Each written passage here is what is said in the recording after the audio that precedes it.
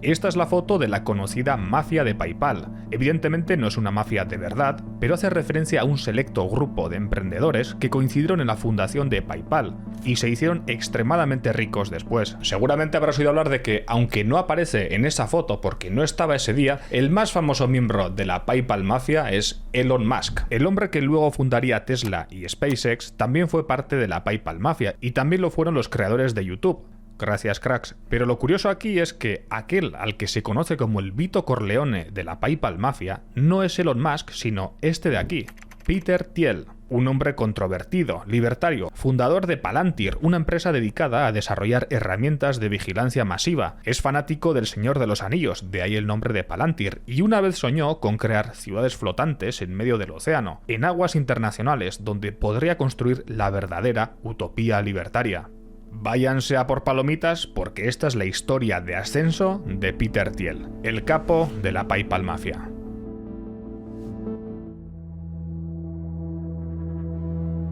Peter Andreas Thiel nació el 11 de octubre de 1967 en Frankfurt, Alemania. Su familia emigró a Estados Unidos cuando él tenía apenas un año, aunque a los pocos años se volvieron a mudar, esta vez a Namibia, entonces colonia sudafricana. Al ser colonia sudafricana, Namibia también estaba gobernada por los blancos, que imponían el sistema del apartheid, en el que se discriminaba de forma legal, política y social a los negros. Aquí hay que destacar que antes de ser una colonia sudafricana, Namibia fue una colonia alemana, así que era bastante entendible que hubiera buenas ofertas de trabajo para los alemanes, entre ellos Klaus Thiel, el padre de Peter, que consiguió trabajo minando uranio. En realidad Klaus era ingeniero químico y participó en el desarrollo de la mina de uranio de Rosing. Debido a las políticas segregacionistas, Sudáfrica había sido aislada del comercio mundial con bloqueos económicos. La solución del gobierno blanco era construir armas nucleares. Si tenían algunas bombas, los demás países tendrían que pensárselo dos veces antes de continuar con el bloqueo. Y la misión del padre de Peter era minar uranio, algo que al parecer era mucho más abundante en Namibia que en Sudáfrica.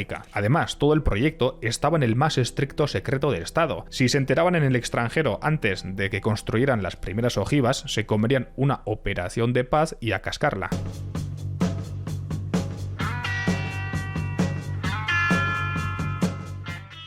Pero bueno, en 1980, cuando Thiel tenía 12 años, la familia volvió a Estados Unidos, a Foster City, un suburbio entre San Francisco y Silicon Valley, en California. Allí el joven Thiel ingresó en un club de ajedrez, que era su actividad favorita. A través del ajedrez empezó a jugar a dragones y mazmorras, y gracias a ello empezó a leer novelas de fantasía y ciencia ficción. Peter vivía en la zona más innovadora de Estados Unidos. Apple estaba comercializando el Macintosh 128K, y estaba leyendo autores como Isaac Asimov, autor de la saga La Fundación, y Arthur C. Clarke, autor de Odisea en el espacio. Sí, había una novela antes que la peli. Pero el verdadero libro favorito de Thiel es El Señor de los Anillos, de Tolkien. De hecho, años después fundaría dos empresas y un fondo con nombres de esa saga: Valar, Mithril, Anduril y la más importante, Palantir. Pero no nos adelantemos. Como podréis intuir, Thiel era un poco friki y además era muy inteligente. Cuando terminó el instituto, le tocó dar el discurso de graduación porque era el alumno con la mejor media de su promoción. Luego entró en la Universidad de Stanford, el centro intelectual de Silicon Valley. Ahí esperaba desarrollarse intelectualmente y juntarse con los mejores estudiantes del país. Pero lo que vio no le gustó tanto: juergas, alcohol, hippies y diversidad. Como Thiel seguía siendo bastante empollón y solo se entretenía jugando al ajedrez, sus propios compañeros de residencia se encargaban de hacerle bullying en la universidad. A veces no le salía bien, como una vez en la que uno de ellos decidió crear un juego cuyo único objetivo era que Thiel bebiera cervezas y se desestresara. Cada vez que alguien perdiera una pieza jugando al ajedrez, Thiel tenía que darle un trago a la cerveza. El resultado fue obvio: Thiel apenas tomó 2 cervezas y ganó todas las partidas. Thiel venía de una familia muy religiosa y en la universidad empezó a entrar en contacto con republicanos, pero sobre todo con libertarios. En Stanford leyó su segundo libro favorito, La rebelión de Atlas, de Ayn Rand. Se trata de una novela ambientada en un futuro distópico en el que el gobierno y la masa están aliadas para explotar a quienes considera los hombres realmente productivos, los genios y los dueños de las empresas realmente productivas. Esta cita del libro puede ilustrar mejor lo que digo. La riqueza es el producto de la capacidad de pensar del hombre. Un hombre honrado es el que sabe que no puede consumir más de lo que produce. Comerciar por medio de dinero es el código de los hombres de buena voluntad. El dinero se basa en el axioma de que cada hombre es dueño de su mente y de su esfuerzo. En esa novela se sintetiza la filosofía de Ayn Rand, el objetivismo, que defiende el individualismo y que aún hoy es muy popular entre los libertarios. También es muy popular en el mundillo de los empresarios y de hecho es la principal inspiración para el videojuego BioShock. Estas filosofadas le gustaban a Peter, no en vano escogió el pregrado de filosofía. Sí, curiosamente el mismo que George Soros, del que también tenemos vídeo. Pero bueno, de la época de Peter en Stanford se dice que si no estaba discutiendo sobre Platón, estaba en el gimnasio o jugando al ajedrez. En Stanford, uno de sus profesores fue René Girard, un filósofo católico que propone lo que se llama teoría mimética. En resumidas cuentas, esta teoría dice que no deseamos cosas por las cosas en sí mismas, sino que deseamos cosas cuando vemos que otros las tienen, es decir, imitamos los deseos de la gente de nuestro alrededor. Y de acuerdo a esto, hasta las más grandes ideas podrían venir del deseo de imitar a otros. Esto influenció para siempre la manera en que Thiel pensaba. En su etapa en Stanford también cofundó The Stanford Review, un periódico estudiantil editado desde posiciones como las de Thiel, conservadoras y a la vez libertarias. La idea de Thiel y de un colega suyo era crear un espacio para ir en contra de la manera de pensar que reinaba en el campus de Stanford, que era lo que hoy llamaríamos como woke. Fundar esta revista le sirvió para aprender a trabajar en equipo y para conocer a otros estudiantes que, al igual que él, iban a contracorriente del ambiente que había en la universidad. Vamos, que aquí empezó a crear una red de contactos que le serviría más adelante. Por cierto, sé que no tiene nada que ver, pero ¿sabéis cuál es el mejor contacto de toda mi red de contactos de todos estos años? En efecto, Andy Yen, el CEO de Proton. Hello, I'm the actual CEO of Proton. Subscribe to Lord Dragger. El mismísimo CEO de Proton, el verdadero, se ha hecho presente en este canal y yo me he vestido para la ocasión. Para daros, además, dos noticias. La primera es que han actualizado la versión de escritorio y la interfaz de ahora está muy bien a nivel visual. Y la segunda y la más importante es que Proton cumple 11 años y para celebrarlo está ofreciendo un 70% de descuento en su VPN. O sea que si estabais dudando en si contratar los servicios de Proton o no, me parece que hoy, que ha venido el verdadero CEO a celebrar su aniversario, es el día. Ya sabéis que yo uso prácticamente toda la suite de Proton, la VPN, el gestor de contraseñas, últimamente hasta el calendario de tan trabajador que me he vuelto, y en concreto la VPN la utilizo por temas de seguridad cuando me conecto a un wifi que no es el mío, o también por su bloqueador de anuncios y rastreadores por temas de privacidad. Ojito cuánta morralla me bloquea en unos pocos minutos de conexión. Por supuesto os aviso de que el descuento del aniversario es algo temporal, no sé cuándo estarás viendo este vídeo, pero si lo estás viendo al momento de salida y quieres saber más, mira en el comentario fijado. Y ahora sí, continuamos con Peter Thiel. En 1992, Peter terminó sus estudios con un doctorado en Derecho y se fue a Nueva York a trabajar como abogado financiero primero y luego como trader de derivados. Esto le dio un conocimiento más profundo sobre cómo funcionan los mercados financieros, pero no era lo que de verdad le apasionaba. En 1996 volvió a California y con algo de dinero que había ahorrado, pero mucho más dinero de sus padres y de los amigos de sus padres, fundó Thiel Capital Management, una firma de capital riesgo. Eran los años de la burbuja de las .com y todo lo que tuviera que ver con empresas de internet tenía mucho potencial. El centro de todo ese potencial estaba en Silicon Valley, el lugar en el que Thiel se crió y donde fundó su fondo. En ese mismo momento, un joven Max Lepkin se acababa de mudar a Silicon Valley. Era un inmigrante ruso que había estudiado ciencias de la computación en Illinois, tenía 23 años y era un apasionado de la criptografía. Además, acababa de llegar al valle y vivía en el apartamento de un amigo que no tenía aire acondicionado. Para soportar el calor, Lepkin se iba a las conferencias gratuitas de Stanford y casi por casualidad conoció en una de ellas a Peter Thiel. Resulta que Peter Thiel estaba dando una charla sobre el mercado de divisas y Max Lepkin estaba aburrido porque evidentemente no le interesaba nada el tema y estaba ahí por el aire acondicionado. Pero al final el personaje en sí de Peter le pareció interesante, o puede que le pareciera interesante también su fondo de capital riesgo, porque precisamente Max Lepkin necesitaba un inversor y Peter Thiel necesitaba una buena inversión. Ese mismo día tuvieron una conversación casual de la que surgió Confinity, una startup que no os sonará de nada, pero sí que os sonará aquello en lo que se convertiría: PayPal. Pero no nos adelantemos. En Confinity la idea era usar los conocimientos de criptografía de Lepkin y el dinero de Thiel para crear una especie de cheques que pudieran enviarse entre sí las personas que tuvieran dispositivos PDA o Palm Pilot y que estuvieran en una distancia cercana. Durante 1997 hubo crisis financieras en varias partes del mundo y las monedas de esos países se habían devaluado frente al dólar. así que se puso de moda hablar de bancos suizos. Thiel notó esto y empezó a pensar en Confinity como un banco suizo al alcance de la mano. Después de todo, era un libertario que creía que el gobierno no debía meterse con el dinero de la gente, y los bancos suizos, aunque ahora han cambiado bastante, eran conocidos por el secreto bancario. En Confinity pronto empezaron a contratar más empleados. Muchos venían de la revista que había fundado Thiel en Stanford, así que se trataba de personas de confianza. Podían llegar tarde a las reuniones de trabajo siempre y cuando pagaran $1 por cada minuto de retraso que tuvieran. También tenían clubes de lectura donde leían libros como Cryptonomicon, una novela que entonces modelaba el imaginario de lo que hoy llamamos cyberpunk, y por supuesto El Señor de los Anillos y La Rebelión de Atlas, los favoritos de Thiel. Otro de los libros que leían, pero que probablemente el propio Thiel no leyó porque no sabía ruso y entonces todavía no lo habían traducido, era The Last Ringbearer, una reinterpretación de la obra de Tolkien en la que Sauron y Mordor no son los malos, sino que son una nación a punto de industrializarse y los orcos de Mordor son víctimas de una campaña imperialista liderada por Gandalf y los elfos. La verdad es que me gustaría leerlo. Pero volviendo a Confinity, Thiel y Lepkin tenían el problema de que en su nicho no estaban solos. Tenían unos cuantos competidores que buscaban crear una startup parecida, y la más importante de ellas era X.com, del mismísimo Elon Musk.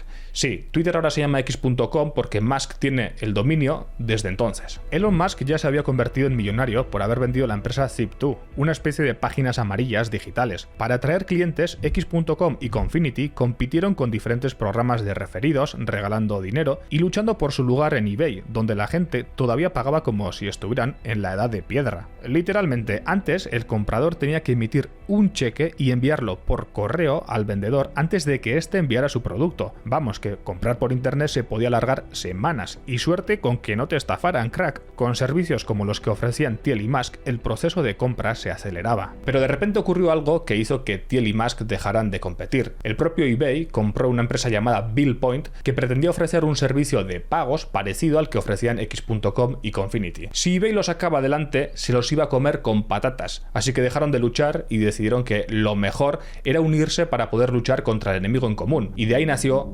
PayPal. Una anécdota curiosa es que un día Musk y Thiel iban en el McLaren de Musk de camino al fondo de capital riesgo Sequoia para pedir más financiamiento. Thiel le preguntó a Musk a ver cuánto pillaba ese carro, así que Musk pisó fondo hasta que el McLaren salió de la cuneta, dio un par de vueltas de campana y quedó siniestrado. A pesar de que Thiel no se había puesto el cinturón, ninguno de los dos sufrió daño alguno y se fueron a Sequoia haciendo autostop. Sin embargo, la unión entre X y Confinity no fue un camino de rosas. Musk quedó como CEO de PayPal, pero tuvo bastantes enfrentamientos con Thiel y Lepkin. Por ejemplo, tuvieron una discusión bastante fuerte porque Musk quería migrar la infraestructura tecnológica de Unix, basado en Linux y Solaris, a Windows NT. No os preocupéis, yo tampoco lo entiendo. La cosa es que esto era una movida porque, según Lepkin, Unix era mucho más seguro y estable, y le resultaba tan imposible llegar a un acuerdo que Elon Musk le retó a un pulso para decidir qué hacían. Y por supuesto el maldito Elon Musk ganó el pulso y los desarrolladores perdieron mucho tiempo migrando todo de Unix a Windows NT.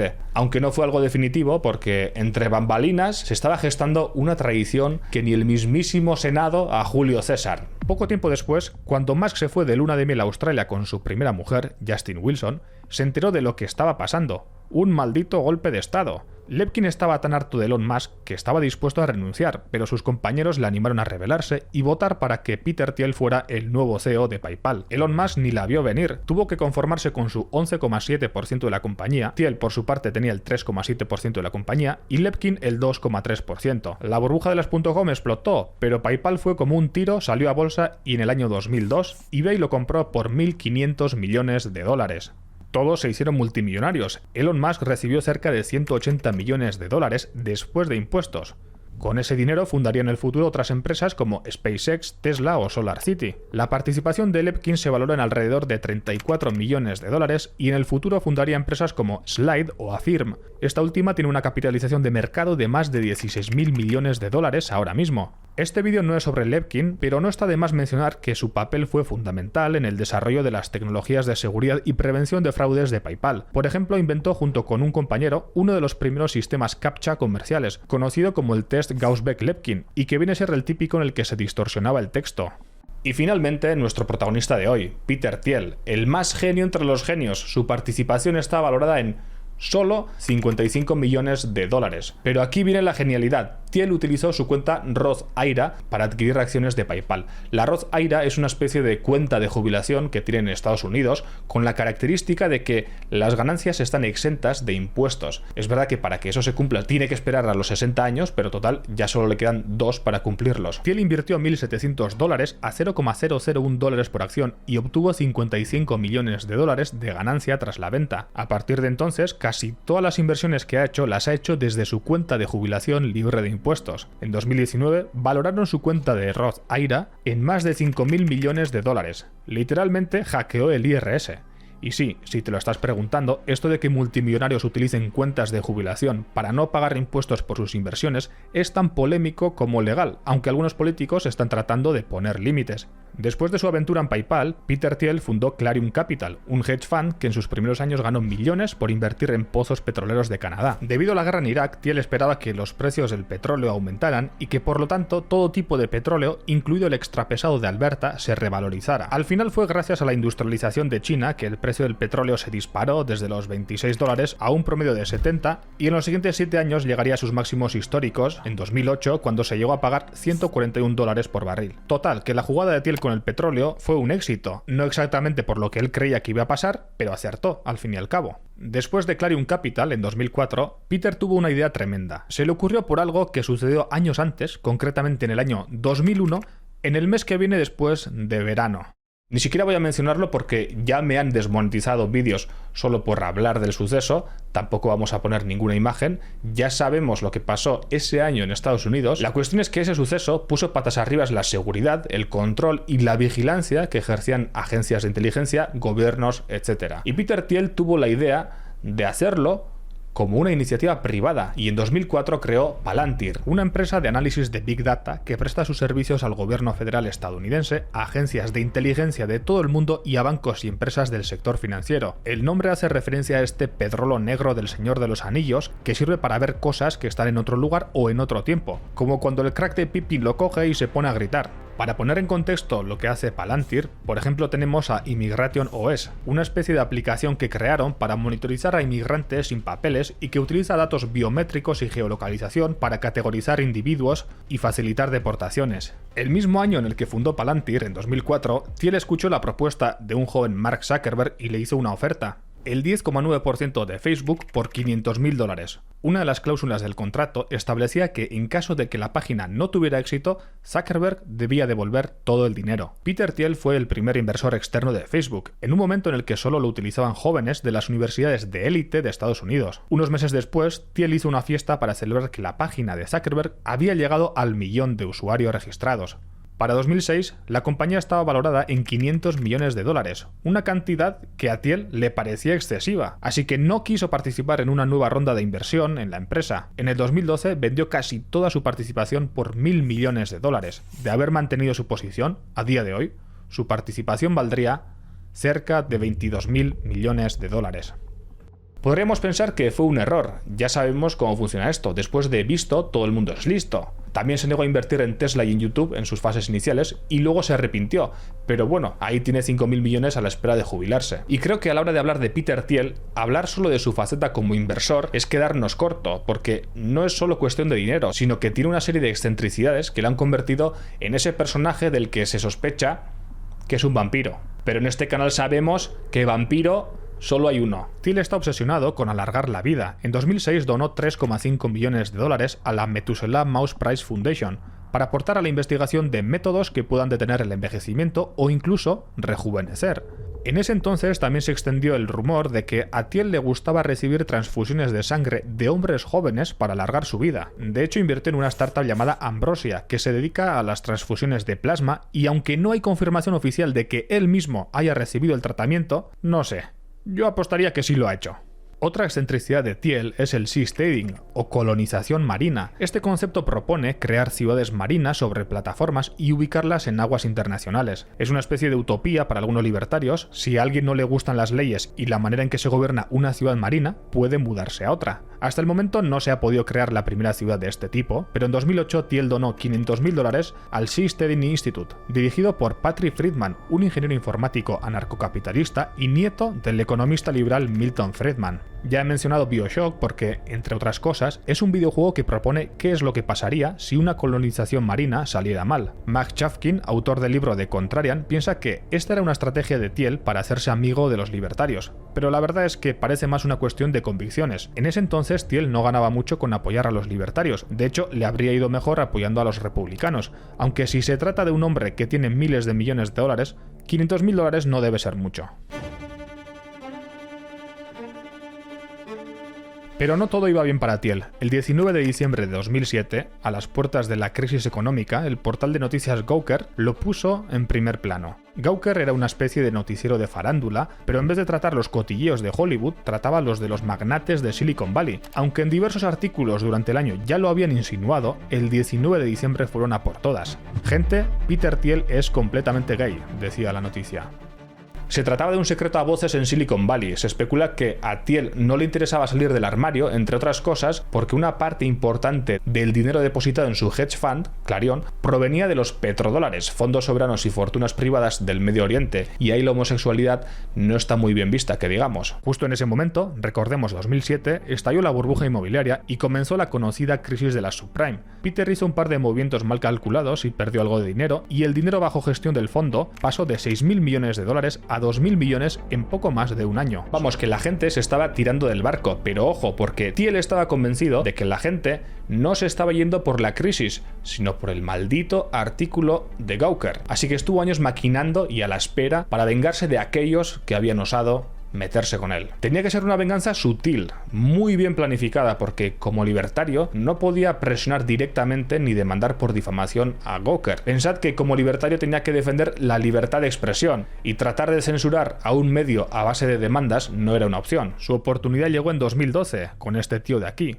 Hulk Hogan, un luchador profesional, bueno, luchador rollo WWE, que en ese momento estaba prácticamente en la quiebra. Resulta que Gawker había publicado una filtración sexual de Hulk Hogan con una modelo, lo que llevó a una demanda y un proceso que se alargó hasta 4 años. ¿Y sabéis quién pagó todos los abogados y gastos judiciales de Hulk Hogan durante todos esos años? En efecto, Peter Thiel con su cartera infinita. En el juicio, Gawker Media fue sentenciado a pagar $140 millones a Hulk Hogan, sentencia al que no pudo hacer frente y por el que tuvo que declararse en bancarrota. Al final Hogan recibió 31 millones para poder superar el estrés emocional que alegó estar sufriendo. Por cierto, Peter Thiel llegó a decir lo siguiente sobre el caso: me niego a creer que el periodismo signifique violaciones masivas de la privacidad. Precisamente porque respeto a los periodistas, no creo que ellos estén en peligro porque se luche contra Gawker.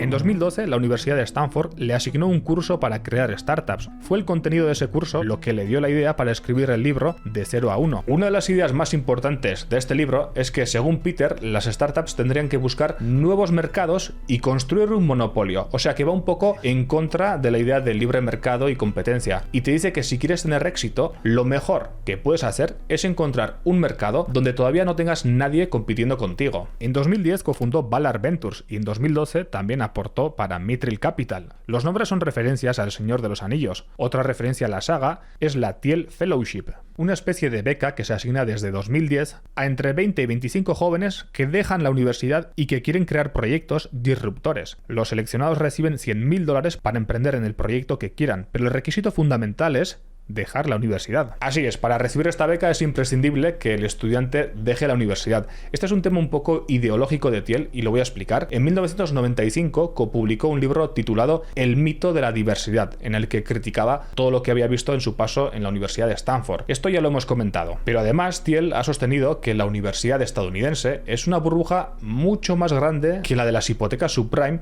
y mucho peor, porque al menos tras un desplome del mercado inmobiliario tienes una casa, pero después de la universidad ¿qué tienes? Pues Thiel afirma que las universidades llenan el mercado con titulados que no pueden conseguir trabajo y que además tienen que pagar préstamos estudiantiles que en Estados Unidos es un problemón. La media de préstamos es de unos $30.000, pero esto es en universidades públicas, en las que vemos en las pelis ya ni lo miramos. Por cierto, entre los ganadores de la beca Fellowship de Thiel se encuentra este chaval de aquí. Puede que a algunos os suene. Su nombre es Vitalik Buterin y es el fundador de Ethereum. A partir del 2016, Peter Thiel decidió meterse aún más en política. En la Convención Nacional Republicana de 2016, que terminó con la elección de Donald Trump como candidato, Thiel dijo: I am proud to be gay. I am proud to be a Republican. But most of all, I am proud to be an American. Era el primero en hacerlo en una convención republicana. Además de ser el único magnate de Silicon Valley que apoyó públicamente al Partido Republicano en las elecciones de 2016, fue el encargado de hacer que se reunieran Elon Musk, Tim Cook y Larry Page con el recién electo presidente Donald Trump en diciembre de 2016. También aportó $10 millones a la campaña de J.D. Vance, antes socio de su empresa Mithril, ahora vicepresidente de Estados Unidos. En cuanto a Donald Trump, de entre todas las cosas que le atraían a Thiel de Donald, la más importante era el muro en México. En 2017 cofundó Anduril, la última referencia a Tolkien, lo prometo, junto a Palmer Luckey. Aunque ahora se ha diversificado, el principal negocio de esta nueva empresa de Thiel era crear complejos sistemas de vigilancia automatizada en la frontera entre México y Estados Unidos. Interesantes personajes, tanto el de Peter como el de Trump, sobre todo el de este último. No sé si sabes que en sus orígenes hizo tratos con la mafia italoamericana, que terminó en la bancarrota varias veces y que de joven conocía las 6 palabras secretas para conquistar a cualquier mujer. Si no lo sabías, haz clic en la imagen para conocer su historia y recuerda que tienes un enlace con descuento para la VPN de Proton en el comentario fijado. Chao.